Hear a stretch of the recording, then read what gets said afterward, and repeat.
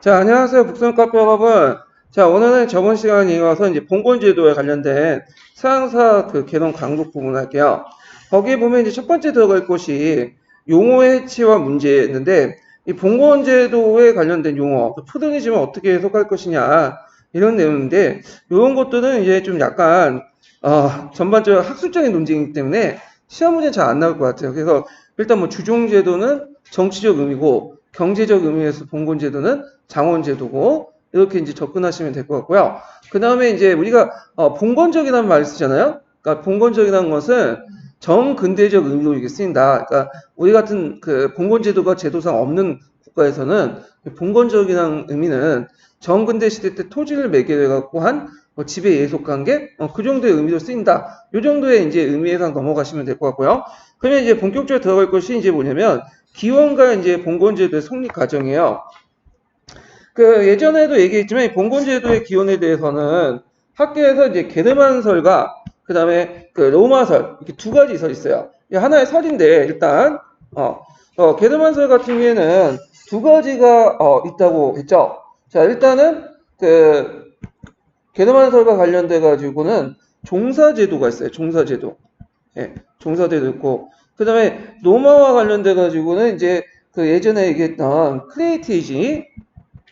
크레이티지하고 그 다음에 이제 프레카리움 라는 제도 있고 그 다음에 은대지제도 이렇게 이제 볼 수가 있죠. 그래갖고 이제 여기 종사제도는 주종제도하고 연결되죠. 주종 관계와 연결되고 크레이티지와 연결되고 프레카리움과 은대지제도는 장원제도와 또 연결되죠. 이렇게 이제 설로 요약해서 볼 수 있어요.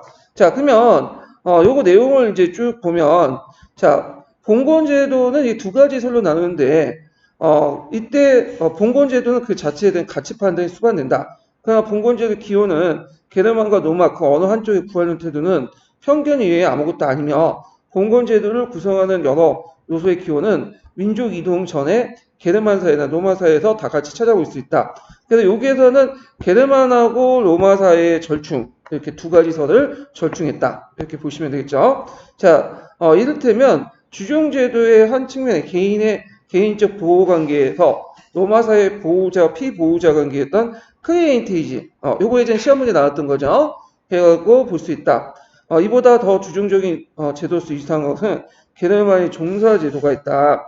그 다음에 봉투의 중요한 속성인 토지의 불완전 소유권, 즉 완전한 소유가 아니라 지대를 비롯한 일정한 의무 수행을 주권한 일종 용인권을 갖는 사례는 로마사의 프레키리움이라고 들 수 있다. 전 시간에 제가 프레키리움에 대해서 설명을 했어요. 요거는 원래는 이제 그 가지고 있는 자기 땅을 가지고 있는 자장동이 여러 가지 이유로 해서 교회에 기진을 하죠. 그러면 교회에서 이 사람이 지대를 일정하게 바치는 조건으로 계속 이 사람이 토지에 대한 용의권, 그러니까 경작권을 가질 수 있는 그런 것들이라고 얘기했어요.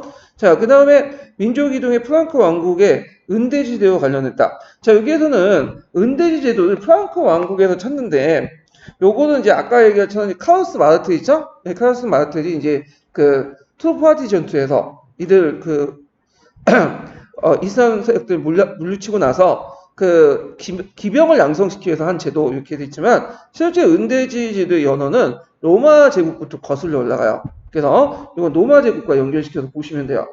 그래서 교과서에도 되게 로마와 연결돼가지고 이걸 은대지 제도를 얘기하고 있고요. 자, 토지에 결박한 예송적인 소장의 추적, 로마 제정기의 후기 콜로노스에서 찾아볼 수 있다. 자, 이런 요소가 연관을 맺으면서 결합하여 기독 중세에 독특한 봉건제도 형성하게 된 것은 역시 민족 이동 이외의 정치 사회적 상황의 결과이다. 그러므로 어느 특정한 지배자나 인물이 인위적으로 마련한 제도이기보다는 역사적으로 형성된 것이다. 자, 그렇긴 하나 봉건제도 성립에 중요한 위치를 차지한 인물은 없진 않다. 그가 바로 프랑크 왕국의 군기였어. 샤르스 침입에 격퇴한 찰스 마르테다. 자, 찰스 마르테는 사회적 격퇴를 위해서 종전의 보병 대신에 대규모 기병을 필요로 했고, 근데 기병 같은 경우에는 말의 보유와 사육에 많은 비용이 들고, 또, 나름대로 훈련이 돼 있어야 되겠죠.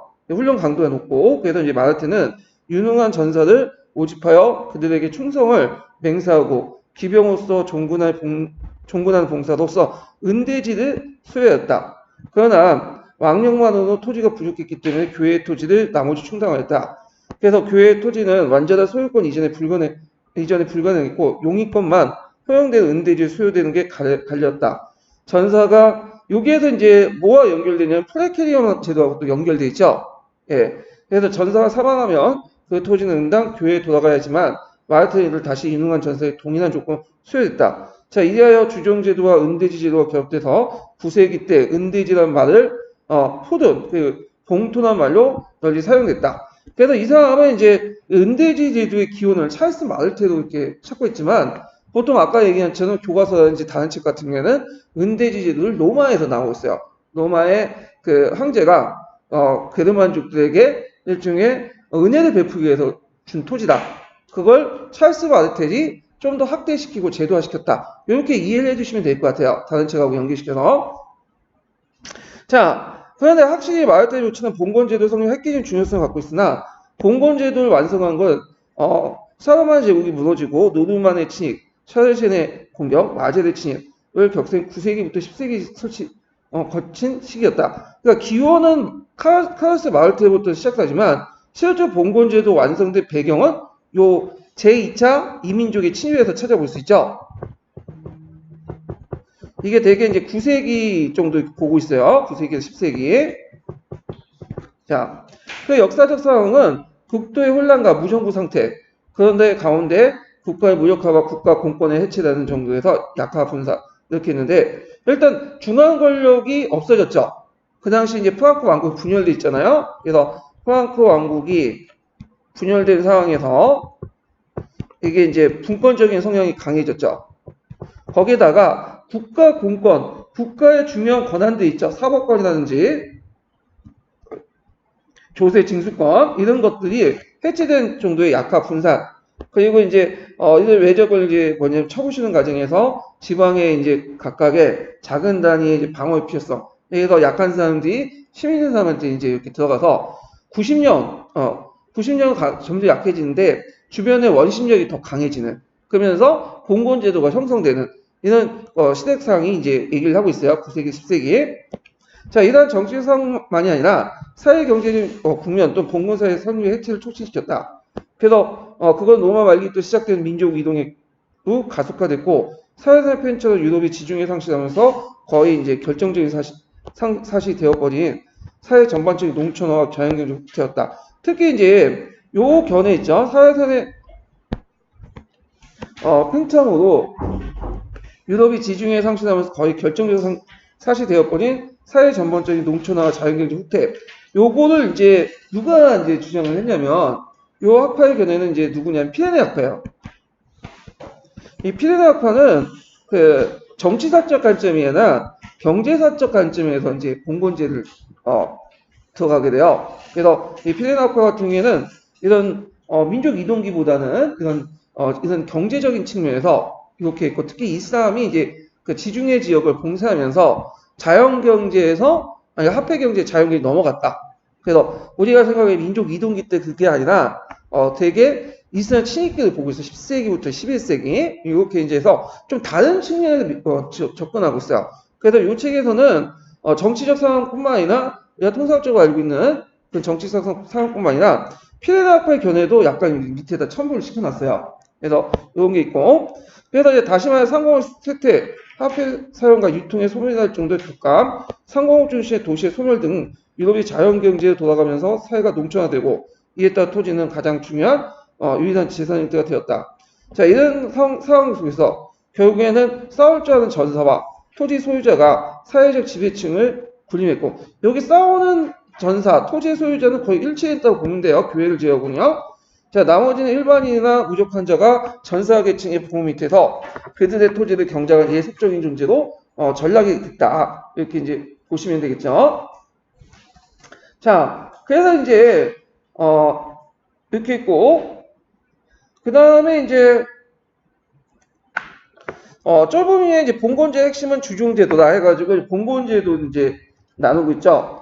그래갖고 봉건제도는 아까 얘기했처럼 넓은 범위가 있고 큰 범위가 있어요. 넓은 범위는 어디만 한정되죠? 주종제도. 예, 한정되어 있죠. 자, 근데 좁은 범위는 근데 이제 이에 반해서 넓은 범위의 봉건제도는 주종제도와 함께 모두 포함되죠. 장원제도 이렇게 보시면 돼요. 예. 그래서 이 주종제도와 관련된 내용을 이제 볼게요. 자, 쫄보미의 봉건제도 핵심은 이 주종제도다. 봉건적 주종관계는 그 배신이 될 자가 이제 봉신이 될 자가 주군이 될 사람에게 신설을 해야 돼. 꼭 그 예전에 해야 돼요. 이거 하지 않으면 어떻게 돼요? 박탈당해. 이 부분이 예전에 시험문이 나왔으니까 기억을 해두시고, 자, 신서와 충성에 맹세를 하고 주군이 된 사람은 봉신에게 봉투를 수여함으로써 성립된다. 그러니까 신서와 충성의 의식은 봉신이 될 자가 주군 앞에 무릎을 꿇고 그의 두 손을 주군의 손 사이에 놓고 그의 신하가 될 것을 서약한다. 뭐 이렇게 이제 있으니까 이거는 각자 보시고, 자, 그 다음에 뒤에 넘어가서요. 자, 이러한 그 의식을 성립된 것은 봉건적 주종관계는 어디까지 자유인 사이의 개인적 보호관계예요. 그래서 주군과 봉신은 자유는 전사 상호 간의 상하관계지만 봉건사의 또 하나의 주요 인간관계인 영주와 농노관계에서 예속적 관계가 아니에요. 그래서 보통 주군하고 봉신 관계는 여러분 알다시피 계약적 관계죠. 쌍구적 계약 관계. 자, 근데 이에 반해서 이제 그 영주하고 농노는 어떤 관계요? 그냥 일반적 예속 관계요. 예. 그래서 이제 이렇게 주군과 봉신 간의 어떤 쌍구적 계약 관계는 자유인 간의 어떤 사적 계약 관계야. 그 말은 한쪽이 그걸 지키지 않으면 깨질 수 있는 거야. 예. 자, 주된 그 주군된 사람들의 의무는 인내심을 다하여 봉신과 그의 봉투를 보호하는 것이며 봉신된 자의 가장 중요한 큰 임무는 군사적 봉사다. 이게 제일 중요해요. 자, 이러한 군역은 물론 기사로서 종군한 것이나 주군의 어떤 그 성주의 경우에는 성의 수비나 경비 임무까지 포함되어 있다.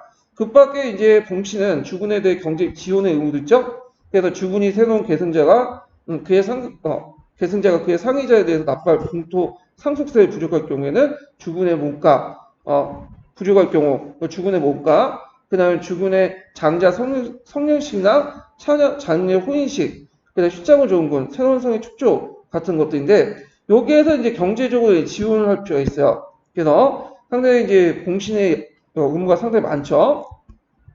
이러한 지원은 11세기 크게 두 종류로 나누는데 주군의 권리로서 신하에게 요구할 수 있는 몸값. 몸값은 뭐냐면 그 주군이 싸우다가 그 당시에는 전쟁이 일어나잖아요. 그러면 기사끼리 싸우다가 이제 뭐냐면 잡혔어. 대개 죽이진 않아요. 포도를. 왜 죽이지 않냐면 이 포도 자체가 돈이거든. 그러니까 일단은 주군이 잡히면 뭐 영국 왕이나 프랑스 왕이 잡혔어. 그러면 대우는 대우까지 했는데 너는 풀어줄 때 뭘 줘야 돼? 돈을 줘야 돼. 돈을. 그 돈을 누가 내냐면 신하들이 나눠서 내는 거야. 이런 걸 얘기하고요. 자, 장자성시 그 장녀 혼인시 이거 때론 죽은 자신이 상속세 보충 등이고 그래서 이제 주군이 이제 자기 땅을 뭐냐면 상속을 할 경우에는 아들에게 이제 상속을 해줄 경우에는 거기에 상속비가 있어. 그 위에 있는 주군 상위군주에게 줘야 돼. 그럴 경우에는 부족할 경우는 이제 밑에 있는 그 기사들이 공신들이 나눠서 주는 거죠. 자, 이런 것들이 이제 있다. 나머지 경우에는 뭐 지원할 수 있는 것으로 봉신이 거부할 수 있다. 그러니까 지원이라도 요거 제외하고는 뭐 거부할 수 있다는 거죠. 뭐 어떤 게 있어요? 십자군 종군이라든지 새로운 성의 축조 이런 것들은 거부할 수 있겠네요. 여기 이제 제외하고는 봉신이 이를 거부할 수 있다고 돼 있으니까 그러니까 일종의 옵션이죠. 그러니까 여기에서 지원할 때 지원하지 못할 지원은 그냥 선택사항과 의무사항 이렇게 두 가지로 나누고 있어요. 자, 그래서 이제 이 밖에 봉신은 주군과 그 종자들의 숙식을 제공할 의무가 있고 그 다음에 주군이 부르면 언제나 그 궁전에 나가서 중요한 상황에 상에 응하고 충실한 의견을 제시해야 된다. 뭐 이렇게 여러 가지 의견도 있어요. 자, 그래서 이렇게 있고 봉투는 처음에 당대에 하라는 것이나 10세기 이후 점차 세습화되고 장자 상속제에서 장자가 계승됐다. 봉투 계승 때 상속세를 납부해야 되고 계승자가 미성년자거나 딸일 경우에는 주군은 봉투 관리자를 지정한다. 대개 보면 이제 딸일 경우에는 딸도 봉투를 상속할 수 있어요. 엄밀히 말하면. 근데 딸이 직접 통치는 못해요. 그 영지는 특별한 거 아니면 그럼 누가 영지를 하냐? 그게 이 여자일 경우에는 봉투 관리자를 누굴 지정하냐면 그의 딸의 누구죠? 남편을 지정해요. 남편. 그래서 대개 보면 그 당시에 봉건 제사에서는 결혼을 통해서 영지가 합병이 되는 경우가 있어. 그래서 이제 예를 들어서 A 군주가 아들 없이 죽었으면 B한테 딸한테 넘겨줘요. 그러면 옆에 있는 C 군주가 결혼을 했고요. 그러면 이 땅은 누가 되는 거냐면 C 군주의 땅이 돼요.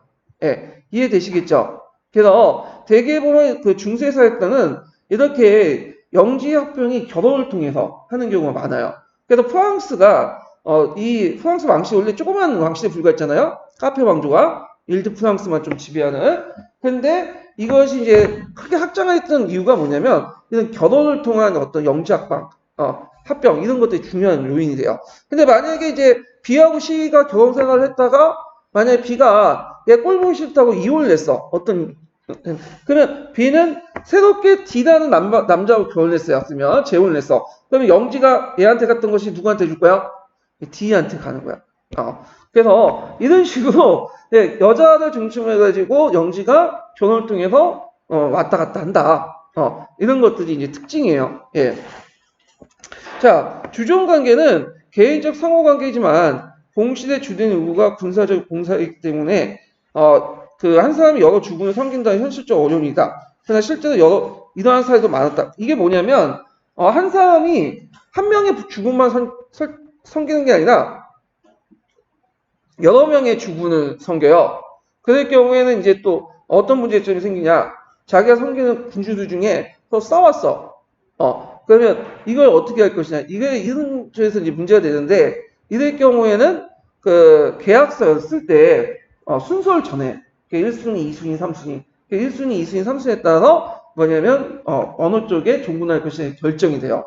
예. 심지어는 이 주종 관계에서 이 왕이잖아요. 자기가 왕이라도 다른 나라의 왕이 신하가 되는 경우도 있어요. 대표적인 영국 왕이거든요. 잉글랜드 왕. 그래서 잉글랜드 왕은 나중에 설명했지만 이제 프랑스 내에 영지가 좀 있어요. 그러니까 이 잉글랜드 왕은 잉글랜드 왕이면서도 프랑스 왕 입장에서는 누가 되는 거야? 일종의 공신이 되는 거지. 신하가. 이런 경우도 있었다. 이렇게 이제 보시면 돼요. 그래서 이럴 경우 사태를 혼란을 방지하기 위해서 어느 한 주군에게 직접적 군사적 봉사를 제공하고 나머지 주군에게 직접적인 군사의 공신의 의무를 수행했다. 자, 그 다음에 이제 주종관계 매진인 상하관계는 편명적으로 구성된 것이 아니라 국왕을 정점으로 이렇게 피라미드 관계로 형성이 되어 있죠. 이렇게 정점이 왕을 중심으로 해갖고 여기 대제후, 그 다음에 소제후, 밑에 이제 말단 기사들. 자, 이런 식으로의 피라미드 형태가 있다. 이렇게 이제 보시면 되죠. 그래서 이러한 이제 두 번째 단락 넘어가면 이러한 봉건적 계층의 구성원들은 이들 사이에 상하 구별이 있고 토지 보유와 권력의 대소에 있어서 차이가 있었지만 피라미드형 저변에 있는 평기사들 여기 자 평기사들은 포함돼 모두 전사인 동시에 봉건적 토지 보유자로서 봉건적 지배 계급에 속하고 있다. 그래서 봉건사에서는 크게 세 계급으로 나눠요. 이걸 이제 표현한 비유법이 뭐냐면 기도하는 사람, 그다음 싸우는 사람, 일하는 사람이죠. 자 여기에서 이제 기도하는 사람은 뭘까요? 성직자. 그 다음에 싸우는 사람은 누구죠? 봉건 기사들. 여기 영주도 포함되어 있죠. 그 다음에 일하는 사람은 누굴까요? 농노들. 이렇게 이제 포함되어 있어요. 자, 그래갖고, 이렇게 있다. 그래서 이제 주종관계로 봉건적 계층제로 구성하는 사람이 바로 싸우는 사람, 전사다. 근데 봉건적 말기에 들어가면, 봉건 중국에 넣으면, 요 세 계급 외에 또 하나의 계급이 나타나죠. 계층이. 이건 뭐냐면, 돈을 버는 사람. 그 다음에 물건을 만드는 사람. 이들을 뭐라고 하죠? 부르주아라는 계층이 등장해. 이거는, 그래서 이 부르주아들이 힘이 점점 커지게 되는 거죠. 이 사람들이. 자, 주종제도의 가장 중요한 정치적 기능은 원래 개인적 관계에 불과한 주종관계가 무정부 상태로 할 무질서와 혼란 속에 붕괴한 국가의 공적 질서를 대신하여 그나마 질서와 평화를 유지하는 기능을 발휘할 수 있는 거의 유일한 제도이기 때문이다. 그러니까 국가의 어떤 공적 질서가 없는 가운데 개인은 나약하잖아요. 의지할 수 있는 게 뭐예요? 어떤 사적 권력, 좀 힘 있는 사람한테 의지하는 거. 오늘날 말하면 깡패 집단 조직들에게 의지하는 거지. 근데 이런 거 자체가 아예 질서가 없는 것보다 훨씬 나아요. 네. 그래서 멕시코나 그런 데 가보면 카르텔 같은 데 많잖아요. 그 마약 카르텔. 그러니까 우리 입장에 마약 카르텔 별로 안 좋은 것 같지만 그 지역민들 입장에서는 좋은 것도 있어요. 왜냐면 나름대로 치안도 잡아주고 여러 가지 투자도 해 지역사회에. 우리 입장은 상당히 나쁜 조직이지만 자 그런 역할을 이제 뭐냐면 국가 권력이 없는데 그런 역할을 해줬다 이렇게 이제 보시면 될 것 같아요. 자 그다음 뒤에 넘어가서 봉건제도 성립과 더불어 초래한 가장 중요한 정치 사항은 지방 공권이죠. 자, 지방 공권을 이제 했던 게 9세기, 10세기 때 그 뭐냐면 봉건제를 형성하는 과정에서 나왔던 건데 이때 이제 봉도 수반된 분인권이라는 게 있어. 분인권이라는 것은 뭐냐? 자, 일단은 그 기원은 이게 로마 시대 때 이제 황제영과 같이 특수한 영제 면세권을 뜻하나 나중에 봉건제도 발전과 더불어 행정, 사법 포함된 강권의 자치적 통치권을 한다. 이 분인권이라는 불자, 아니 불자에다가 들어갈 입자니까 들어가지 못하게 한다. 그러니까 상위 영주나 왕이 자기 영지에 들어가지 못할 수 있는 권리야. 그러면 이거는 그냥 상식적인 거고 그걸 통해서 이제 뭐냐면 넓게 해석하면 행정권, 사법권, 조세 징수권. 그러니까 국가가 지금 행사하고 있는 권리들을 누가 행사한다는 거야? 영주들이 행사하는 거죠. 그래서 이걸 공권 면제라고 해. 국가의 공권이 그 안에 들어가면 아예 이제 사그러지는 거야. 이런 것들을 이제 보시면 될 거죠. 그래서 이러한 통치권이 공토 보유자인 개인에게 수여됨으로써 국가의 공권은 공권적 지배계급의 강권에 분산되었고 이러한 지방적 분권적 정치 체제가 형성이 됐다.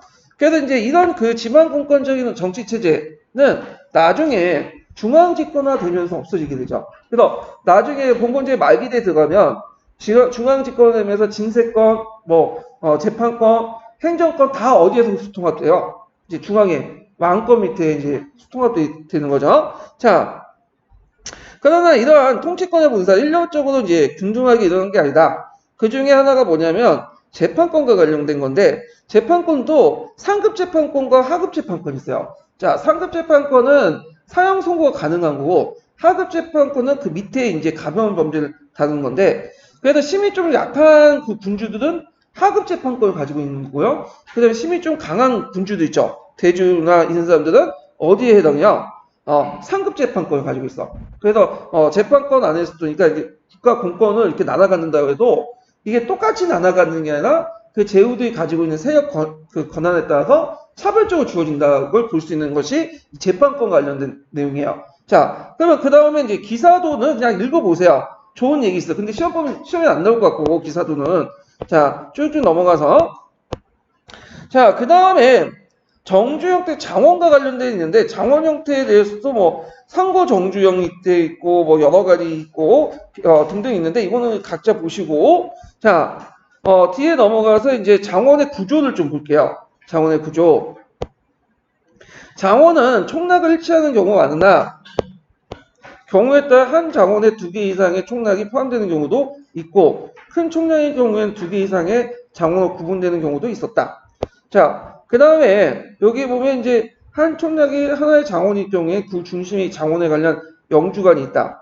단순한 평기사의 경우에는 본인이 여기에서 거주하며 관리하였으나 그 외의 경우에는 관리인을 두었다. 농가의 도로 내에 나란히 모여 있으며 재분소, 재판소, 창고 등 시설물이나 교회가 영주간에 인접해 있었다. 그리고 그 주변에 경작지와 공동 목장이 있었으며 경작지를 크게 3개로 구분하죠. 이걸 무슨 제라고 해요? 삼포제라고 하죠. 근데 처음부터 삼포제가 있었던 건 아니에요. 예전엔 2포제였다가 이것이 뭘로 바뀌죠? 3포제로 바뀌어. 그래서 원래는 중세 초기 때는 총락이 형성이 되지 않았어요. 왜냐면 사람들이 계속 이동해 갔기 때문에. 왜냐면 그 당시에는 농사기술이 발달하지 못했기 때문에 되게 후경을 하면 그 땅을 살릴 생각 안 하고 버려요. 그리고 조금씩 밑으로 내려가. 그 다음에 버리고 조금씩 내려가. 그러면 촌락이 형성하지 않죠? 근데 이제 촌락이 형성되기 시작한 것은 2포제 때부터야. 그래서 2포제 때는 한 해 농사를 지으면 거기는 이제 좀 쉬고, 그 다음에 빈 땅에 농사 짓고, 그다가 여기에 또 이제 지역이 떨어지면 또 이렇게 옮겨가고. 하나는 농사 짓는 땅, 하나는 후경지도 2포제고 3포제가 좀 더 발전된 거죠. 11세기 때부터는 어떻게 되죠? 3개로 이제 나눠가지고 후경지, 충경지, 추경지 나서 봄에 짓는 거와 가을에 짓는 거 장물을 달리하고 윤작을 한 다음에 3년에 한 번씩 쉬는 방법으로 이렇게 해요. 윤작을 하면 그만큼 뭐냐면 12효과가 더 높일 수 있다고 이렇게 돼요. 그래서 이 3포제 방식이 11세기 때 등장했고 이것이 로마 시대 때 있었던 건데 이걸 학대 발전시킨 거다. 그래서 2포제, 3포제 때부터 가서야 이제 촌락이나 장원 같은 것들이 형성이 된다. 이렇게 좀 기억을 해두시면 되고요. 자, 그럼 내용 들어가서 자, 그래서 이제 하나가 후경지며 다른 하나가 이제 그 겨울곡식, 겨울보리를 심고 나머지는 봄보리를 심고 홍종을 심었다. 그래서 이제 이런 경작지 기능이 매년 교체되어 돌아갔기 때문에 이걸 삼포제라고 한다. 이렇게 보시면 되고요. 자, 경작지에 울타리가 없고 개방되어 있으며 이거 개방 경직자 되겠죠? 지조로 구성되어 있다. 아까 예전에 한번 제가 설명했던 지조 부분, 지조는 그 당시 그 땅을 분배하는 과정에서 비옥도를 고려해서 분배를 하기 때문에 이렇게 쪼개쪼개 분개하고 당연히 분산적인 자기 보유지가 분산되어 있어. 예. 그 다음에 영주 교회 농민 각자의 지주가 섞여 있어 있는 것이 특징이다. 자, 이걸 혼재지라고 한다라는 거죠. 자, 그 다음에 농노제의 이제 부여를 볼게요. 자, 경작지는 이거는 기준이 뭐냐면 고전자본제를 기준으로 한 거예요. 자, 경작지 그 성격상 영주 직영지하고 농민 보유지 이렇게 이제 두 범주로 나눠져 있고 영주 직영지는 농민들이 제공하는 부역에 의해서 공격되는 점에서 그 장원제도가 가장 중요한 특징이다. 장원의 농민들은 이 밖에 가옥이나 성벽의 수요를 비롯해서 여러 가지 짐스러운 노동력을 제공하였으나 가장 중요한 것은 영주 직영지에 위한 노동력 제공이다. 이걸 무슨 지대라고 한다? 노역지대라고 하는 거죠. 그래서 현물지대나 생산물지대가 아니라 자기 몸으로 때우는 방법이야. 예전에도 얘기했지만 그런 방법은 우리나라나 그 중국에 다 보여요. 초창기 때 지대 방식은 거의 대부분 노역지대라고 보시면 돼요. 노역지대. 자, 그래서 그 부역은 평균 일주일에 3일 정도다. 중세는 신앙의 시대이기 때문에 1년에 노동하지 않으고 실제 절반 이상은 영주에서 바친 셈이다. 자, 이어서 짐작할 수 있듯이 장원의 농민은 대다수가 인신의 자유가 없는 예속적인 농노였고 물론 자유로운 신분의 농민도 있었지만 수적으로 그렇게 많지 않았다. 실제로 자연농민과 농노의 구분은 적어도 장원의 때는 별로 없었다. 자, 신분적으로 부자유한 농노들은 토지에 결박되어 이동의 자유가 없었다. 그는 장원의 영주 직영지에 경영에 필요한 노동력의 일부로서 장원의 영주가 바뀌면 자원과 더불어 새로운 영주에게 예속된다. 그래서 농노가 부자유한 신분을 표시한 인두세를 납부해야 되고 그 다음에 인두세 종류가 쭉 나와요. 그 다음에 이제 그 다른 영주의 소속의 농노와 딸을 결혼할 경우에는 이렇게 그 결혼세까지도 이렇게 이제 한다. 그래서 혼인세도 이제 지급을 하고요. 그 다음에 또 이제 밑에 넘어서 그 농민의 보유지는 농민의 소유지가 아니라 여기에서 보유지라는 말이 나오죠. 보유지는 소유지가 아니에요. 보유지는 뭘 가지고 있는 거죠? 경작권을 갖고 있는 경작권. 그러니까 아까 전에 말하는 뭐예요? 용인권이죠. 그것을 이용할 수 있는 권리라는 뜻이야. 근데 이제 이 권리가 현대적 개념에 이제 임대보다도 좀 약간 배타적인 성격이 있고 연속적인 성격이 좀 강해요. 그러니까 이제 그 당시에는 그 토지의 소유권 개념을 우리가 이제 근대적 소유권 개념으로 접근해서는 안 돼요. 일물일권적 어떤 개념이고 그 당시 소유권 안에는 지금은 소유지는 아니죠. 그 당시에는 넓은 범위의 소유권을 속할 수 있어. 요건 그러니까 하나의 권리가 소유권 있는 게 아니라 이런 보유권도 있어요. 경작권, 용인권도. 우리가 지금 생각은 단순히 임대하는 게 아니라 지금 계약을 하잖아. 지금은요, 임대를 하면. 그런 건 아니지만 간습적으로 보호를 받고 나오는 영구익. 뭐냐면 상속까지 할 수 있고 그리고 영주가 특별한 지대를 바치지 않는 이상 자기한테 개기지 않는 이상 계속 보장해 줄 수 있는 권리가 이 보유지라는 개념이야. 그런 것들을 좀 보시면 있는데 지금 중국하고 비슷하죠. 중국은 사회주의 국가니까 베트남 같은 데는 토지에 대한 소유권이 없어요. 뭐만 있는 거죠? 사용권이라는 개념이 있어. 근데 그 사용권이 되게 50년, 60년 이렇게 있고 그것도 이제 세금만 더 내면 계속 연장 가능해, 갱신 가능해. 그런 개념이라고 이제 보시면 돼요. 자, 그래서 이제 있고 농노는 보유지에 상속할 때 상속세를 물었으며 상속자가 없는 토지는 영주에 돌아간다. 기본적으로 인두스는 그 액수가 정해져 있으나 경우에 따라 농노는 영주의 자유에 상당히 많은 액수의 인두스를 납부하는 경우도 있다. 이상의 농노제는 본진을 구성하는 는 각종 공람이지만 농민은 이 밖에 각종 자벽에 동원하고 영주 자녀들 혼인 등 여러 가지 이제 명목으로 공람을 바쳐야 한다. 자, 그래서 독일에서 농노들 뿌없는 소라고 부르기도 한다. 이렇게 이제 하죠. 자, 영주권을 보죠. 자, 장원 영주는 강제적 영주권을 갖고 있었다. 그것은 영주가 단순히 토지 소유자의 경제적인 요인에서 그런 것이 아니라 본질에서는 경제 외적 권리로 권한이었다. 경제 외적인 권리는 예전에 이제 얘기했지만 그 경제적 권리 외에도 다른 권리도 있다는 거죠. 경제적 권리는 뭐야?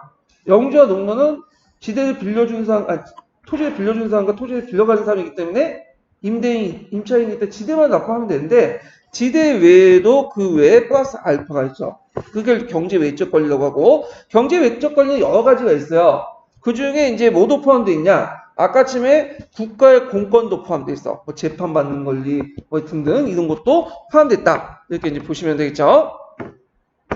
자, 그래서 이제 이런 권한은 어디에 나왔냐? 국가공권의 해체와 그 다음에 분사의 그 근원이 되었으며 평기사의 영주로부터 100을 넘는 장원을 가진 대영주까지 대도간에 일어난 영주권을 가지고 있다. 자, 영주권의 구체적 내용은 다양하다. 그래서 이제 보면 영주는 장원 내 재분, 제빵, 포도 압축 등 일상생활에 필요한 것들을 시설 독점하고 그래서 장원 내 주민들 하여금 이를 강제로 사용할 수 있게 되어 요금을 징수하는 권리. 그와 시설 독점 및 강제 사용권은 도로, 교량, 학문의 부두시설 그리고 나아가서 시장 개설 내지 시장 내 각종 시설 영향을 미친다. 그래서 이걸 이제 볼 수 있는 것이 요거와 관련돼 가지고 시장 개설권이 있어요. 그래서 이건 이제 중세시대 때 그 유명한 쌍파뉴 대시 있죠. 이 쌍파뉴 대시는 그 쌍파뉴 백에 의해서 만들어진 시장이거든요. 그래서 그 이득, 시장에서 여러 가지 개설 통해서 얻은 이득은 누가 갖고 있는 거야? 쌍파뉴 백이 갖고 있는 거예요. 쌍파뉴 백. 자, 그 다음에 영주에서 개정한 영주재판권 이렇게 나왔죠? 그래서 재판권은 상급과 하고로 구분되어 있는데 상급과 하고라는 건 그 기준점이 뭐라고 했죠?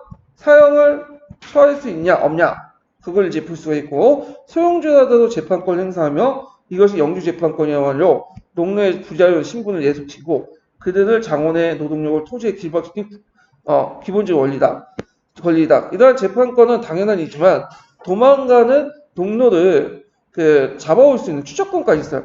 그러니까 이제 우리식으로 따지면 추노 있죠, 추노. 추노. 네, 이런 거와 비슷하다 보시면 돼요. 자, 그래서 삼급재판과 같이 중재도 다를 경우는 다르지만 경제의 경우 채용보다는 벌금형이 보통이에요. 예. 왜냐면 채용이라는 건 신체형을 가하는 거잖아. 근데 별로 이득이 안 돼. 신체형 가봤자. 그 사람한테 고통만 줄 뿐이지. 노동력 상실이죠, 일종의. 그러니까 얘 볼 때는 벌금형을 내요. 벌금형 이득이 되니까. 자, 하여튼 이 밖에 일반적인 대형주의 경우이지만 관세, 시장세, 상품세, 각종 세금의 징수권, 영진의 강상개발권, 뭐 화폐 주정권 이런 것들 대형주는 더 많은 권한을 가지고 있다. 이런 것들 지금 기억을 해두시면 되고요. 자, 그 다음 뒤에 넘어가서 공동체 그 성격과 규제를 보죠. 자, 장원제도 안에는 앞에서 설명한 영주권 외에도 공동체 자체의 규제의 권리가 있어요. 그래서 공동체 규제는 구체 농업경영 측면에서 강한데 왜냐면 그 당시에는 농업 생산이 낮았죠. 그때 농업 생산이 낮았기 때문에 뭐예요? 개별 경쟁이 안 돼. 집단 경쟁이 될 수밖에 없어. 예전에 말했죠. 뭐 농우라든지 그 다음에 뭐 말이라든지 농기구 이런 것도 뭐예요? 한 사람이 다 보유한 게 아니야. 그러다 보니까 어떻게 같이 써야 되겠죠. 그럼 같이 경쟁할 수밖에 없어. 예. 자, 그래서 그런 과정에서 이제 서로 간의 규제와 간섭이 정통화되면서 이런 것들 일종의 공동체 규제로 자리 잡게 되죠. 자, 그 다음에 여기 내용을 보면 삼포제 농법과 개방경제, 혼재지 제도에 의해서 농민은 물론이고 영주다 하더라도 독자적이고 개별적인 농업경영이 불가능했다. 그래서 경작지에 심는 곡식의 종류, 파종이나 수확의 시기 등은 전체적으로 정해져 있으며 이러한 공동 규제는 경지 강제란다. 이거 명칭 좀 외워두세요. 예. 그래서 모든 것들 다 정했다. 이건 뭐 우리나라도 마찬가지예요. 중국도 마찬가지. 초창기 때는 개별 경쟁이 잘 안 돼요. 그래서 이게 개별 경쟁이 어느 정도 된 것은 나중에 철기가 보편화되고 그래서 농업 생산이 올라가면서 토지가 사유화되면서 가능했던 거죠. 그래서 이런 것들과 연결시켜서 좀 보시면 될 것 같아요. 자, 농업 경영에 관한 이러한 공동체적 규제보다 농민들에게 이제 하는 공동체 권리도 있어. 규제도 있지만 또 권리도 있다. 또 오타네요. 네. 자, 수학이 끝나면 누구의 경적지에 가서 떨어진 이익을 거둘 수 있는 거. 이걸 낙수권이라고 하죠. 그 다음에 가축을 방목할 수 있는 방목권. 총락의 목장이나 목축지를 공동으로 이용할 수 있는 거. 그 다음에 주변의 산림이나 벌목 등 숯을 구워서 땔감을 말할 수 있고. 그 당시에 주요 뭐냐면 난방은 땔감이에요, 땔감. 나무죠, 목탄이죠. 네. 석탄은 그 당시에는 부수적인 거야. 석탄은 니탄 소유권 여기 보시면 알지만 니탄을 수집할 수 있는 건데 니탄 체제할 수 있어. 떨어져 있는 석탄을 할 수 있는데 석탄은 잘 안 썼어. 왜 안 썼을까요? 예, 연기가 너무 많이 나. 그래서 되게 저지대에서 안 썼고. 그래서 이게 언제 본격화 사용하기 시작했냐면 이거 산업혁명 이후에요. 산업혁명 때 하고 그 전에는 목탄을 사용했다는 거 이거 기억을 해두시고 근데 산업혁명 넘어가면서 목탄 가격이 비싸잖아요. 목재 가격이 왜냐면 이제 벌채를 많이 하다 보니까 토지를 많이 개간하기 위해서 그러다 보니까 상대적으로 나무가 별로 없는 거예요. 그때 이제 상대적으로 저렴한 석탄을 사용하게 되고 이 석탄을 바탕으로 이제 나중에 뭐 제철 사업도 하고 그러잖아요. 근데 이런 것들 중국에서 이미 몇 세기 때 행해졌냐면 10세기 때 행했어. 그래서 석탄을 이용해갖고 제철도 하고 도자기도 굽고 그러니까 뭐 서양보다 상당히 앞서 있었던 거죠. 자, 하여튼 그래갖고 이런 권리도 있고요. 그 다음에 이제 여기 그 속택지에서 고기잡이나 그 다음에 니탄, 니탄이라는 건 니탄 체질이 뭐야? 떨어져 있는 석탄을 줍는 거야. 그 당시에는 석탄이 눈에 보였다고 했죠? 땅 밑에 있는 게 아니라. 자, 이런 것들을 이제 할 수 있는 권리가 있다. 그래서 이러한 공동체 권리는 가난한 농민들에게 생활에 직결된 소중한 권리들이다. 근데 이제 이런 총각 공동체 권리가 중세 넘어가서 이 근세로 넘어가잖아요. 그러면서 영주들이 이걸 또 뭐냐면 왕들이 자기의 이제 그 권리로 통합을 시켜버려. 그래서 뭐 자기 이제 그 방목지라든지 그 마을 공동체 사용했던 그런 것들을 자기가 그냥 멋대로 해가지고 들어오지 못하도록 막아버린 거예요. 그래서 이제 나중에 근세에 들어오면 그 농민들 요구 중에 뭐냐면 예전에 중세시대 때 자유롭게 사용할 수 있는 공동체 권리들을 다시 회복해달라. 그 요구가 되게 많아요. 그래서 예전에 그것이 독일 농민전쟁이 일어날 때도 요구 중에 그 내용들이 상당히 많거든요. 네, 근데 중세시대 때는 이런 권리들이 지켜졌어. 이런 권리들이. 자, 공동체 규제가 걸리는 그 기원이 영주제보다 앞선 총각 공동체에 있다고 생각되며 장원의 간섭으로서 영주권까지 제약하는 힘을 가지고 있다. 영주는 농로부터 부역과 각종 공납을 마음대로 요구할 권리가 있었으나 장원의 간섭은 이를 억제하는 힘을 가졌고 일단 정해진 것들은 간섭화돼 영주권 입장에서는 그렇게 마음대로 인상하거나 새로운 요구를 할 수 없었고 영주의 입장을 볼 때 장원 자체를 마비시키고 붕괴시키면 실제로 자기들은 이익이 없잖아. 그러니까 특별하지 않은 이상은 그냥 영주권을 마을 공동체 권리나 규제는 인정해줬다. 그래가지고 이런 것들 좀 기억을 해두시면 될 것 같아요. 자, 밑에는 이 공동체 권리와 규제에 대한 어떤 의의가 있죠. 자, 공동체 규제와 장원의 간섭은 원칙적으로 개인의 자발성이나 창조성 그리고 자유경쟁을 배제하는 것으로 공건사의 정적인 어떤 성격과 부합된다. 그러므로 장원제도의 붕괴로부터 동적인 어떤 근대사의 이행이 있어 단순히 영주제의 측면만 아니라 이런 공동체적인 면과 간섭도 붕괴돼야 되는 것은 중요한 의미를 지니고 있다. 그러니까 근대사에 넘어가면서 중세에서 봉건권, 그러니까 봉건 영주기관 영주권 외에도 마을을 가지고 있는 공동체 권리나 규제도 붕괴시켜야 돼. 그래야지 뭐냐면 나름대로 근대로 넘어갈 수 있는 그런 것들이 됐다. 이런 것들을 얘기하고 있죠. 자, 그러면 이제 봉건 왕조의 이제 성립 과정을 볼게요. 여기에는 프랑스도 나오고 영국도 나오고 독일도 나오는데 그럼 하나하나 보면요. 자, 이걸 이제 보기 전에 심화강의 좀 교재를 볼게요. 자, 몇 페이지 보시냐면요. 516페이지 펴보세요. 516페이지. 먼저 살펴보고 이제 프랑스예요. 프랑스. 프랑스는 저쪽 프랑크 왕국 시기 때 어디에 해당되는 왕국이죠? 서프랑크에 해당하는 왕국이죠. 그래서 이제 프랑스 지역을 이제 보는데, 원래 이제 이게 서프랑크 왕국으로 이제 됐다가, 근데 이 서프랑크 왕국의 이제 가계가, 아들이 없어서 끊어져. 예. 되게 보면 유럽에서는 좀 특이한 게 뭐냐면, 아들 생산을 잘 못해요. 아들. 딸한테 넘겨주면 될 것이냐. 근데 딸은 근데 넘어오면 모르겠지만 아직 중세까지는 통치권이 없었어요. 그래서 딸한테 주면 이제 뭐냐면 이게 흡수통합이 되잖아. 그래서 아들 재생산이 제일 중요한데 이게 아들 재생산이 왜 안 되냐 하면 보통 우리 그 중국이나 한국 같은 경우에는 그 일부일처제가지만 일부일처 답처제죠. 그러니까 정처가 있으면 뭐가 있어야 돼? 후궁이 있어. 근데 유럽에서는 기독교 국가이기 때문에 일부일처제가 원칙이에요. 예. 그러니까 비공식적으로 첩이 있지만 첩에서 낳은 자식들은 인정 못 받는 거야, 이거는. 공식적인 아들로서, 딸로서. 그러니까, 이게, 왕비와 결혼해가지고, 왕비가 아들을 쑥쑥 생산을 하면, 이게 상속이 되잖아요? 근데, 그러지 않을 경우에는, 그 왕통은 끊어져 버리는 거야. 그래서 그 반계월통이나 이렇게 외척감으로 이렇게 넘어가는 그런 것도 있는데, 그러다 보니까 왕조가 잘 이어지지가 않아요. 네, 이런 것들이 특징인데, 자, 하여튼, 프랑스 왕조에서 이제 처음에 서프랑크인데, 서프랑크도 그렇게 맞아 가다가 그냥 끊어지고, 그 다음에 이제 등장한 카페 왕조죠. 그래서 이제 카페 왕조가 있고, 그 다음에 발료와 왕조가 있고요. 그 다음에 프랑스 마지막 왕조가 어떤 말? 브루르 왕조예요. 예, 브루르. 근데 이제 카페 왕조, 발료 왕조, 브루르 왕조가 뭐, 완전히 다른 왕조는 아니고요. 그러니까 이제 직속이 아니라 반계도 이렇게 나눠질 때는 왕조가 바뀌어요. 그래서 카페 왕조에도 이제 반계가 반려 왕조고 반려 왕조의 반계가 부름 왕조야. 이런 순서도 된다. 자, 그럼 카페 왕조를 보죠. 카페 왕조. 카페 왕조는 카로린거 왕조의 활동이 단절되니까 이제 대제후들이 그 프랑스에서는 대제후들이 되게 많았어요. 예. 그래가지고 왕이라는 존재가 좀 필요한 거야. 왜냐면 봉건사에서는 상식적으로 힘은 없어도 왕이라는 존재가 있어야 돼. 상식적으로 제일 정점인. 근데 자기들끼리 이제 왕을 하려니까 눈치가 보이는 거야. 왜냐 대제후들이 왕이 되면 어떻게 됐어요? 자, 그 왕이 된 대제후들이 권력이 강해지겠죠. 그러니까 다른 대제후들이 견제를 하잖아.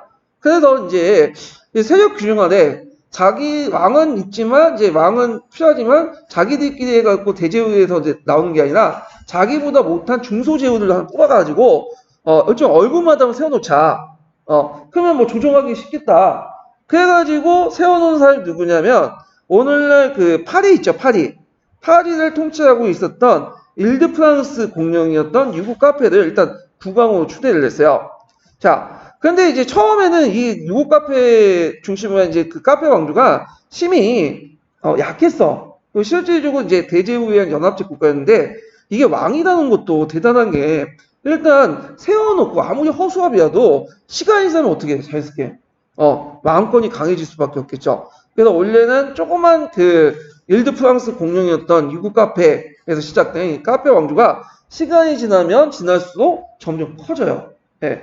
그래가지고 처음부터 강해서 그 왕이 된 게 아니라 그 권력이 커진 게 아니라 뭐냐면 살아남았기 때문에 권력이 커진 거야. 그래서 이게 왜 이제 카페 왕조가 이제 이렇게 지속되고 그다음에 오랫동안 살아남아서 점점 힘이 커졌냐? 그 이유가 예전에 시어머니 나왔죠? 그걸 이제 보면요.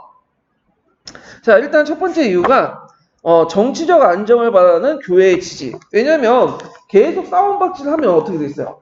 타겟이 어디죠? 교회야. 교회가 재산이 많거든. 토지도 많고. 그러니까 교회 입장일 때는 좀 어떤 정치적 안정이 필요했던 거야. 예.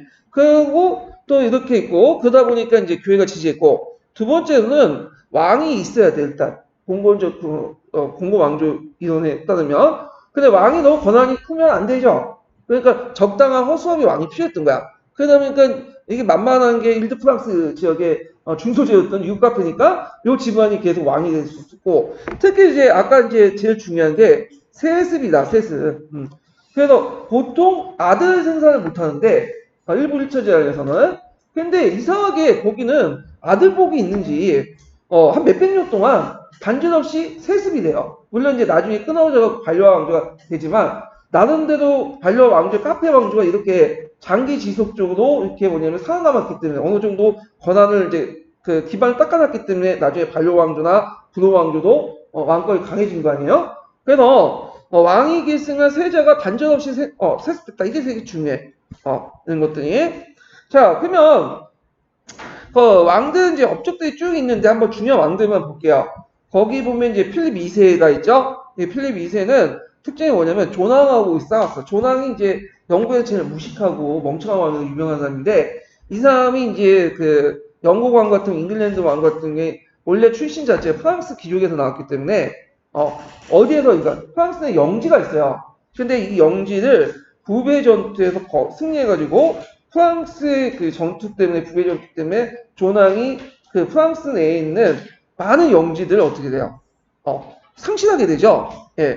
그래서 이제 이런 게 있고 그 다음에 지방간을 파견하죠. 바이니 셰네샤 같은 지방간을 파견해서 그 다음에 국왕의 관료 조직 형성이나 지방의 통제를 강화. 그러니까 요걸 통해서 아까쯤에 국가의 공권들을 하나하나 해소하기 시작해.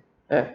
그래갖고 이들은 이제 가나ල් 권력에서 왕권을 대행하고 사법과 국왕의 수입을 관장하고요. 주로 어떤 출신이 많을까요?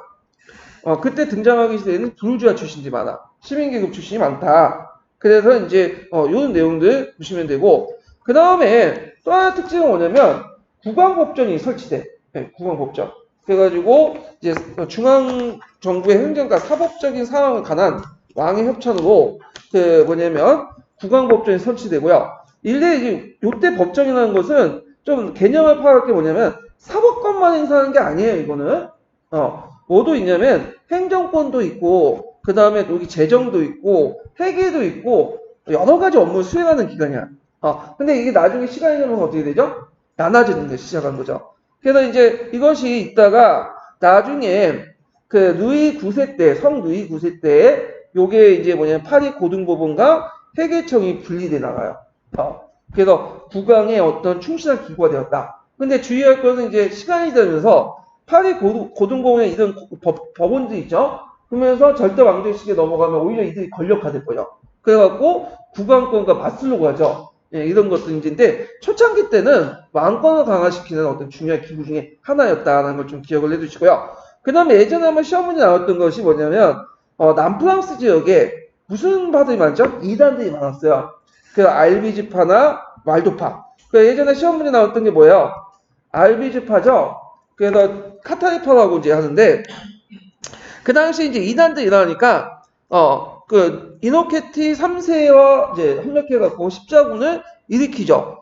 그리고 이제 그 땅 남프랑스 지역에 제후들이 있었는데 이들이 이제 그 이단하고 좀 약간 이단에서 호의적이야. 그래서 이들을 처벌하고 그 처벌하고 나서 토지를 몰수한 다음에 좀 있다가 자기가 편입을 시켜. 그래서 프랑스 왕령에 편입했다. 이렇게 기억을 해두시면 돼요. 남프랑스일 때는. 그래서 이제 있는데 이 남프랑스일 때는 좀 특이하게 뭐냐면 이단들이 좀 많아. 그래서 나중에 와그너 같은 거 있죠? 그 개신교들 그 되게 보면 남프랑스 일대에 많아요. 남프랑스 일대. 아마 그 남프랑스 일대에 많은 이유가 그 상공업자들이 많은 것 같아요. 그쪽이 지중해 연안이기 때문에 상공업자들이 많았거든요. 예. 그래서 상공업자들 카톨릭을 별로 안 좋아했어. 네, 카톨릭 같은 경우는 뭔가 온데 종교사도 많이 뜯어내고 뭔가 쉬는 날이 많죠. 무슨 성인의 날, 무슨 성인의 날. 근데 상공업자들은 이때마다 막 개점 후업도 하고 그러니까 이게 이런 걸 마음에 안 들었던 거야. 그래서 되게 유럽에서 보면 상공업자들은 신교를 많이 선택해. 이거는 프랑스뿐만 아니라 독일에도 봐요. 산업이 발달하고 상공업자 많은 지역들은 대부분 신교예요. 예. 그러니까 독일도 이제 북독일 지역이 상공업자가 많잖아. 발달돼 있고. 그러면 그쪽은 어디? 개신교가 많은데 정적인 그 남부 지역은 뭐가 많아요? 카톨릭이 많잖아요. 예. 자, 하여튼 이런 거 있고 그 다음에 이제 성 누이 9세인데 이 사람은 되게 유명하죠. 성왕이라 붙은 건 아주 성스러운 왕이야. 도덕적으로 인품가 아주 뛰어난 왕으로서 이제 갖다 붙였는데 이 사람은 왕권을 정리와 결합시켜 윤리적 차원에서 했다. 그래서 이제 국내적 친송을 받는데 특히 이때 윤리적 차원 승격했던 건 기독교 윤리, 기독교 윤리를 상당히 강조했다. 그래갖고 이제 이때 이제 그 중앙 집권화를 보면 감찰관을 파견한 지방 행정관을 감독하고 바이들. 그러니까 얘네는 바이가 이제 뭐냐면 왕권의 대행제인데 지방에 가다 보니까 자기가 독점하다 보니까 또 나름대로 뭐예요? 권력이 생기잖아. 그러다 보니까 이제 감찰을 파견해서 그들을 통제하는 거죠. 그 다음에 이제 또 하나가 아까 얘기처럼 원래 국방법전이 있었죠. 근데 이제 따로 파리법원, 고등법원을 이제 따로 설치해요. 분리시켜. 예. 그래갖고 있고, 그 다음에 각 도시별로 이제 예산권, 그 예산 지출권 있죠. 예산 지출권 보고서를 제출하라고 해요. 그래서 그걸 바탕으로 해서 각 도시의 재정권까지 장악을 해. 그리고, 근데 이 사람은 이제 십자군 원정 가중에 병사를 하게 돼요. 그래서 이제 죽게 되고요. 그 다음에 뒤에 넘어가서 또 유명한 왕이 나오면, 필립 4세. 이 사람이 이제 그 카페 왕조의 중앙집권 체제의 절정을 이뤘다. 사람이야. 그리고 카페 왕조의 마지막에 남았던 이제 유명한 왕 중에 하나죠. 그 사람 이후부터 이제 그 아들이 세 명이 있어요. 세 명이 돌아가면서 그 왕위를 했다가 근데 이상하게 이게 아들 세 명인데 그 밑에 그 아들들은 다 딸. 그러니까 아들이 없죠. 그러니까 이제 이게 어떻게 되는 거야? 후손이 없다 보니까 그 필립 4세의 또 반계열 쪽인 반려 왕조도 왕권이 넘어가게 되는 거야. 이거는 자 그러면 필립 4세 내용을 볼게요. 자 이 사람은 고등 법원 기능을 조직을 강화하고요. 그다음에 회계원을 창시해서 왕실 재정을 간장하고 그래가지고 이제 왕실 평의회를 이제 설치하고 그다음 관료제를 성장시키고요. 그다음 여기 좀 눈여겨볼 게 뭐냐면 로마법을 수용했다. 예. 그래서 이제 중세 말기 때 중후기 때 더 가면 예전에 게르만법이 아니라 다시 로마법이 부활이 돼요.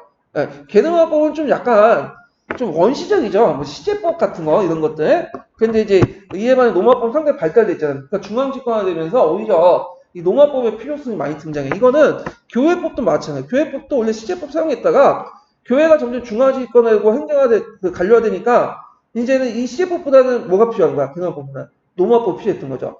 그래서 이런 것들 연결시켜서 이제 보시면 될 것 같아요. 자, 그 다음에 이제 왕권 신수수의 유행했고요. 그리고 이제 예전에 시험 문제 나왔던 걸 3부회죠. 그래서 최초의 3부회 설치해가지고 있는데 이걸 왜 설치했냐면 처음에는 그 당시에 이제 교황이었던 보니파키우스 8세하고 싸웠어. 뭐 때문에 싸웠을까요?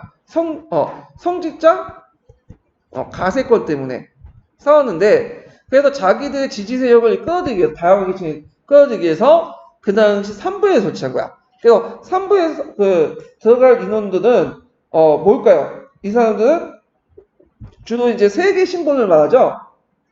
그래서 1계급이었던 귀족 계급, 그다음 2계급은 성직자 계급, 3신분은 부르주아 이런 식으로 해가지고 이렇게 이제 왕권을 강화시키려고 했지만 나중에는 왕권 제한적 요소가 좀 강해졌다. 그래서 좀 하다가 중단시켰다가 한 100년 만에 또 부활시키죠. 프랑스 혁명 때. 예. 자, 하여튼 이렇게 했다라는 걸 좀 기억을 해두시면 돼요. 그리고 필립 4세 이후에 아까 전에 얘기한 것처럼 3명의 왕이 있었다고 했죠. 그래서 이제 필립 4세가 이제 3명의 왕이 있었는데 그 왕들이 이제 가계가 끊어지고요. 그리고 나서 저쪽 그 필립 4세의 6촌인가 한 7촌 정도 되는 그 왕이 이제 즉위하는 이게 반려왕이야. 네. 그렇게 해서 이제 했고요. 그 다음, 여기에서 이제, 필립 4세에서 또 알아둘 건 뭐냐면, 이거 좀 적어주세요. 좀 빠져있는데, 그 다음에 혼인정책을 통해서 영토를 확대했다. 예. 그래서 있고, 그래서, 이 당시 그 카페 왕조가 영토 확장 중에 하나가 뭐냐면, 혼인정책도 있어요. 혼인정책. 그 다음에 또 하나가 이제 뭐냐면, 신정 기사단. 이걸 템플 스톤이라고 하죠.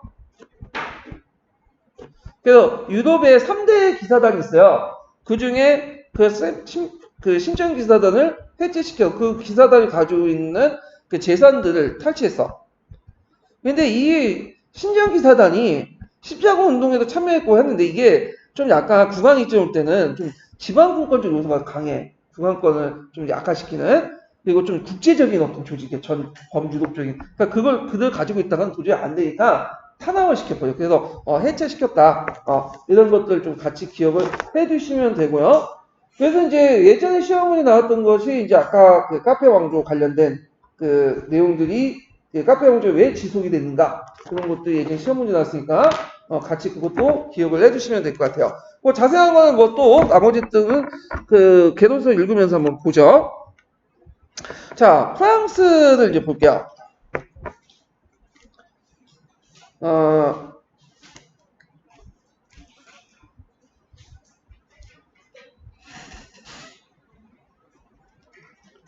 자, 서부 프랑크의 대부분 영토는 과거 로마 제국 일부였고 메르빙고, 카로링고 조왕조를 통해서 프랑스 왕국의 주요 부분을 있었기 때문에 서북부의 브루타뉴, 아키테 지방을 제외하고는 동질성을 갖고 있었다. 그리고 주로 나눠져 있고 주는 주교구로 일치했으며 또한 로마 시대 도시 행정국과 일치했다. 왜냐하면 이거는 그 프랑스 지역은 예전에 갈리아라고 불렀잖아요. 그래서 시저가 이 갈리아 지역을 점령하고 나서 거의 라틴화가 돼버려요. 그래서 거의 로마 문화가 20개에 들어와. 그러니까 이제 이런 것들이 이제 비슷하다고 보시면 돼요.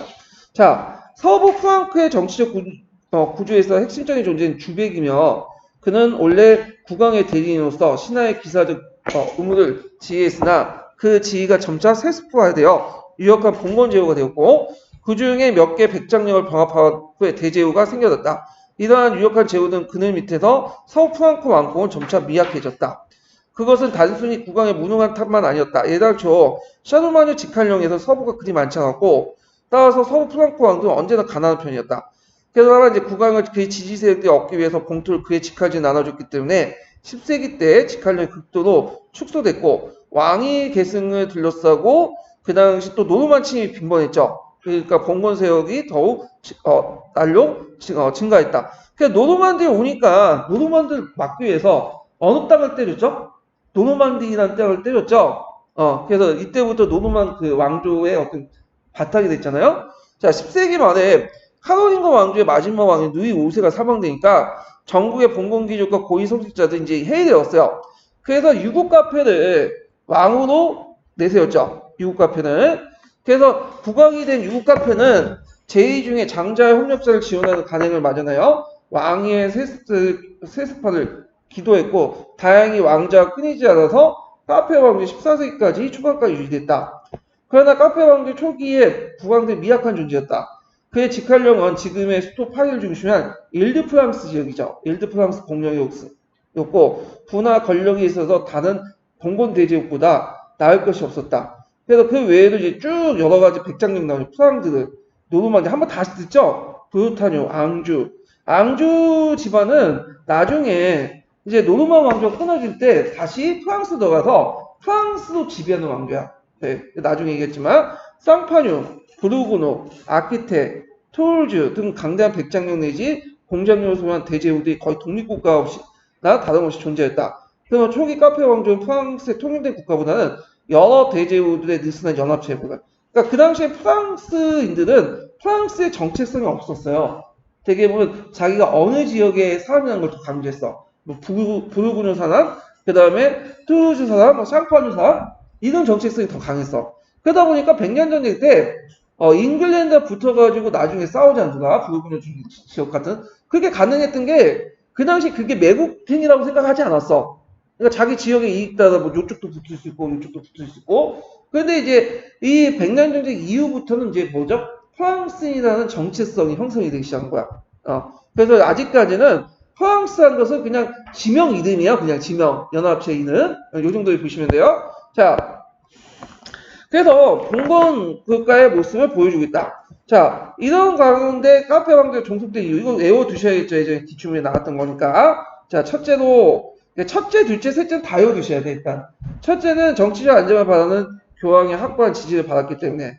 그래서 주교나 수도원장도 하급 성직자 교회 제사를 보호하기 위해서 대제후의 봉건적 신화가 되지 않을 수밖에 없었다. 그래야 봉건적 계층제의 한 구성원이 되었으나 교회제도 뺏긴 사회가 적지 않아 안정돼 그리고 기능된 가능하면 강력한 국왕 기대했던 것이다. 왜냐 그 당시에 주교나 수도원적 기진을 많이 받아요. 기진 땅을 받는단 말이야. 그러면 세상에 공짜가 없다고 그냥 주는 게 아니죠. 봉건제후들이 기진을 받는 대가로 주교나 수도원장 이 사람들 누가 임명하는 거야? 봉건제후도 임명하는 거야. 그리고 자기 이제 멋대로 또 땅을 뺏을 수 있어. 그러니까 이런 제후들 뭐라고 하냐면 성직자 제후들이라고 해요.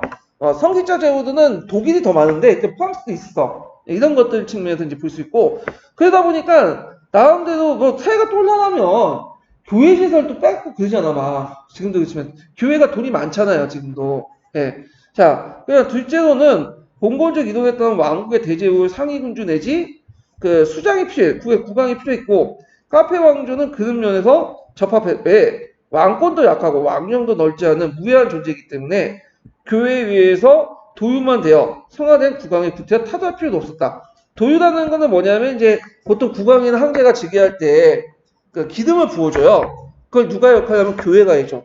이건 여러분들 이제 성경책에 보시면 알 거야. 다비드나 그런 사람들, 유다 왕국의 왕들이 왕이 즉위할 때 그 당시 이제 선지자가 나와서 딱 지정해서 기름을 부어주죠. 이런 절차들을 이제 했다. 그 다음 셋째로는 왕위의 세습이 가능으로 인정됐고 왕위를 계승한 세자가 단절 없이 대를 이어서 했다. 이것도 되게 중요하죠? 예. 자, 그래서 이제 이렇게 이제 카페 왕조가 있고 이게 카페 왕조는 자세한 내용은 뒤에 또 있어요. 예. 근데 이거 영국 있고 이제 프랑스, 독일 이렇게 있는데 일단 프랑스 쭉 읽고 그다음에 영국도 있고 독일도 있죠. 이게 계속 이게 중간 끊겨가지고 맥락이 끊겨가지고 책을 이제 보시면 독일 넘어가고 예, 219쪽 이렇게 넘어가주세요. 이게 왕조별로 돼 있어갖고 아니 저기 시대별로 돼 있어갖고 잠깐만요.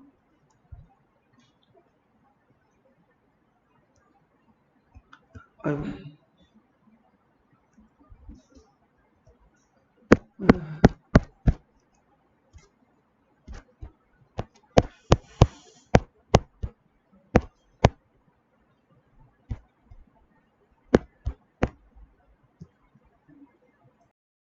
자, 그러면 219페이지 그 내용을 볼게요. 자, 프랑스에서 전형적 봉건적 정치가 형성되어 영국의 노르 왕조와 대조적으로 프랑스는 카페 왕조 매우 미약한 상태에 출발했다. 그래서 보면 프랑스 왕권의 이제 강화 정도에 보면 원래 왕권 누가 강했죠? 영국이 강했어. 영국. 근데 영국의 왕권은 같은 절대 왕권이라도 상대적으로 시간이 지나면 조금씩 약해져요. 근데 그 나중에 프랑스 왕권 처음에는 약했죠. 근데 어느 순간 시간이 가면 어떻게 돼? 영국 왕권보다 또 강해져. 이게 좀 특징이에요.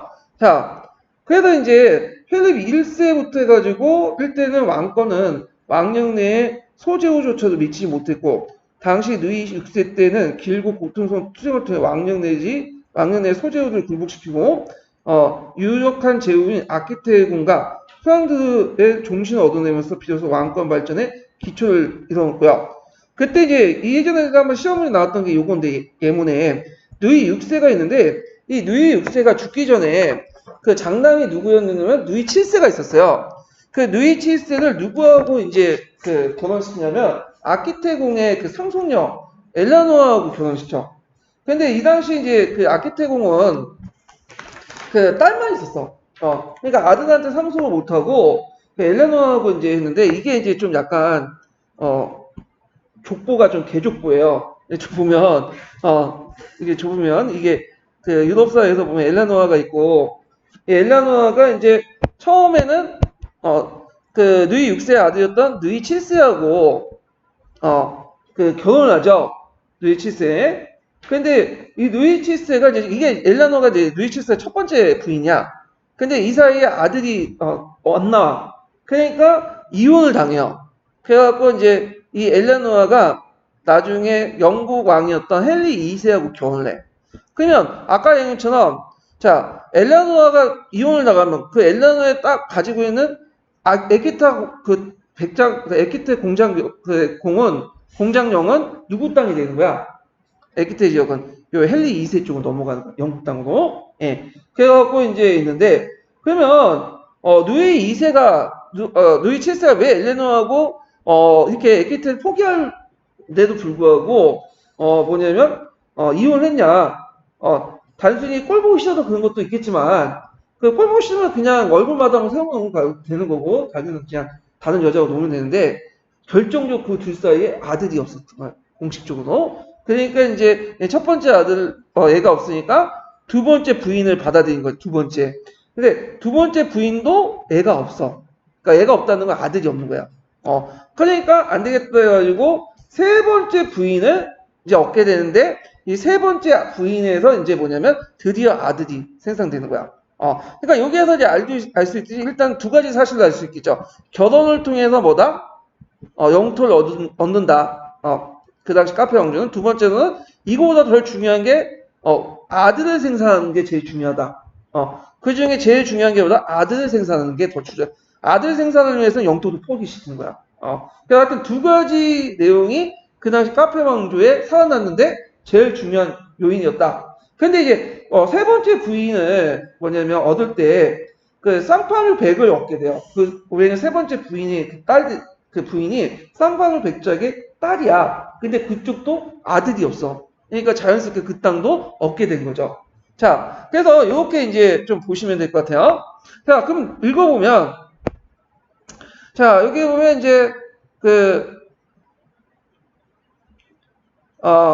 잠깐 제가 말 좀 했는데, 쌍파뉴 백을 얻게 하는 게 아니라, 쌍파뉴 백에 천왕들과 연결돼 있어. 그래서 그걸 바탕으로 왕권을 강화시켰다. 이렇게 좀 기억을 해 두시면 돼요. 제가 잘못 얘기했어요. 예. 그거 좀 수정해 주시고요. 읽어보면, 자, 누이 6세는 죽기 전에 장남 누이 7세와 아키테궁의 그 상손 엘레노와 혼인을 성사시켰죠. 그래서, 근데 엘레노는 아까 이제 딸만 낳으니까 이혼당하고, 그래서 이제 이 사람이 누구하고 결혼해요? 헨리 2세와 결혼하죠. 누이 7세는 두 번째에서 아들 얻지 못하고, 세 번째 그 왕비에 가서 왕자 필립을 얻는데, 이 세 번째 왕비가 아까처럼 이제 뭐냐면 쌍파뉴 백하고 연결됐기 때문에 그 천안들이 있어. 그래서 천안들로부터 강한 천안으로 지배를 했기 때문에 왕권 튼튼한 울타리를 삼았다. 그래서 외척을 통해서 자신의 왕권을 강화시켜 나갔다. 이렇게 이제 기억을 해두시면 돼요. 자, 그 다음에 프랑스 왕권의 비약적 발전을 가져온 것은 누이 7세를 계승한 필립 2세의 존엄왕이다. 그의 주된 목적은 영국 세력을 프랑스에서 몰아내는 거죠. 왜냐하면 그 당시 앙주가가 있어요. 앙주가. 이 앙주가가 노르만 왕조를 대신해서 이제 외척 관계이기 때문에 이 사람들이 이제 반계 혈통이기 때문에 노르만 왕가가 끊어진다고 앙주백이 또 통치했거든요. 근데 이들이 어마어마한 프랑스의 영지를 가지고 있어요. 네. 그러니까 이들을 몰아내야 돼. 그래서 이제 처음에는 리처드 사자시왕이야. 리처드 사자왕이라고 하죠. 이 사람 되게 유명해요. 근데 이 사람이 3차 십자군 전쟁에 있다가 성주행하는 도중에 계속 싸우고 먼저 귀국하여 노르망디 탈취할 계획을 세웠어. 그러니까 이 사람이 이제 그 십자군 전쟁을 갈 때 필립 2세도 같이 따라갔어요. 근데 도중에 빠져나가고 뭐냐면 노르망디를 이제 먹을까 이제 생각을 한 거야. 그래가지고 이제 탈취할 계획을 세웠으나 십자군사의 영토는 그 교회 보호하에 있었기 때문에 제후드의 출진을 거부했고 그 계획은 좌절됐다. 왜냐면 얍삽한 거지. 그래서 사자왕이 나와서 열심히 싸우고 있는데 들어와가지고 먹으려고 하니까 당연히 제후드의 지지 못 받겠죠. 그거는. 예. 그래서 이제 일단 근데 재수가 좋게도 이렇게 보면 영국왕 리처드 성주에 돌아간 중에 또 오스트리아공에 사로잡히고 독일 황제에게 막대한 돌무금을 이제 지불하고 석방되었으나 그는 당대 제일 가는 전사기 때문에 생존 시에는 그 별다른 성과를 거두지 못했어요. 근데 이제 리처드가 죽고 다행히도 누가 즉위한 거야? 존왕이 즉위하죠. 존왕. 예. 그래서 보통 존왕이 상당히 멍청하잖아요. 그래서 영국의 종 같은 놈 하면 멍청하다라는 뜻이에요. 최순실 같다, 뭐 박근혜 같다 그런 소리인데, 자, 이 사람이 이제 오니까 필립 기회가 생긴 거야. 그래가지고 이제 영국왕 존이 신하인 푸아뚜 지방의 소용주 루시나의 약혼을 왕비를 빼앗겼다는 진정이 본인으로부터 프랑스왕 필립에게 제출된 것이다. 자, 그러면 이제 명분이 생긴 거죠. 남의 딸을 저희 왕비를 그러니까 남의 그 약혼을 뺏었잖아요. 그래서 본건적 위계상 영국왕은 프랑스 왕이 뭐예요? 신하잖아. 그러니까 필립이 너 왜 약혼녀 왕비를 빼앗냐? 호출했고 존왕이 입장할 때는 좀 물론 명분은 그렇지만 자기 입장은 자기도 왕인데 신도 강하고 그러니까 나가지 않았잖아. 왕이 호출해. 그러니까 본건적 의무를 이행하지 못했죠. 그래서 이제 그 당시 프랑스 필립 2세는 그 존왕이 가지고 있는 프랑스 내 영지를 몰수한다고 선언을 했어요. 왜냐면 계약을 안 지켰잖아 지금. 그래서 그제 필립은 노르망디, 메인, 앙주 및 트레이 같은 걸 회복했고 포아티아 대부분 제후들도 신종을 받게 되었다. 물론 존왕이 가만히 리가 없겠죠. 그래서 이제 그 사람은 이제 그 생지였던 독일 왕조 오토 4세와 동맹을 맺고 필립을 공격했어요. 참고로 유럽에서는 왕실 간에 뭐냐면 혼인을 많이 했기 때문에 서로 간에 혼인을 많이 했거든요. 아무리 적대국이라도 혼인을 많이 했어. 혼인과 다 연결돼 있어. 그렇기 때문에 둘 다 한 걸음 걸려서 다 인척관계, 친척관계야. 그런 것들을 이제 연결시켜서 보시면 돼요. 자, 그래서 오토의 독일군이 북부 프랑스 부비네에서 이제 크게 패배했고, 이거 부베이 나와가지고 부베라고 또 해요. 영어식 포기법에 의하면. 그래서 그 부비네 전투, 부베 전투에서 크게 패함으로써 영국왕의 수중에 아키테, 가스코노, 기에노 이 지역을 제외하고만 나머지 땅들은 다 뺏겼다. 영국왕의 수중에는 아키테, 가스코노, 기에노 지역의 해안 지역만 남게 되었다. 근데 이 땅들이 상당히 뭐냐면 노른자 땅이야. 그래서 나중에 이 땅을 둘러싸고 또 무슨 전쟁이 나죠? 백년 전쟁의 어떤 원인이 되죠. 이 땅은. 예. 그리고 이 땅도 이제 백년 전쟁 때 뺏겼죠.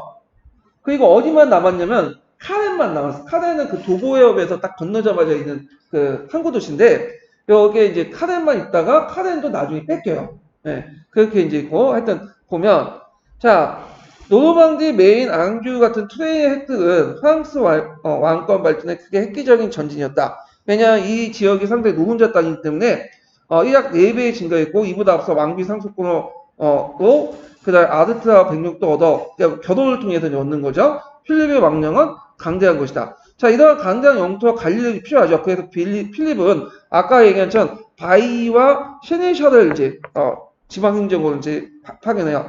바이는 그의 가날 구역에서 왕권을 대응하고 사법과 국왕의 수입을 간장하고 특이한 것은 그들은 귀족이 아닌 무슨 계급이었다? 시민계급 출신이었고 왕으로부터 봉급을 받아요. 그러니까 토지를 받는 게 아니라 봉급을 받아. 봉급을. 이게 특징이죠. 예. 따라서 왕의 명령에 이해가게 충실한 관리였다는 사실이다. 충실한 관리였다는 것, 관리자였다는 것이 맞겠죠? 예, 자자가 빠졌네요. 자, 그 다음에 샤넬샤의 의미도 이제 뭐냐면 바위와 대동서이하다. 그래서 그들은 적대적인 지역에 인적한 곳에 배치하고 경우에 따라 지방의 소규모 전투를 또 수행할 수 있는 능력도 있어야 된다.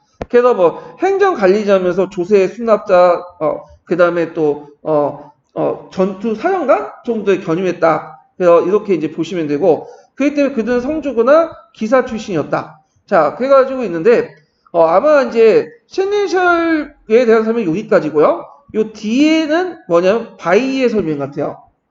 왜냐면 앞에서 이제 그 바이는 시민계급 출신이잖아요.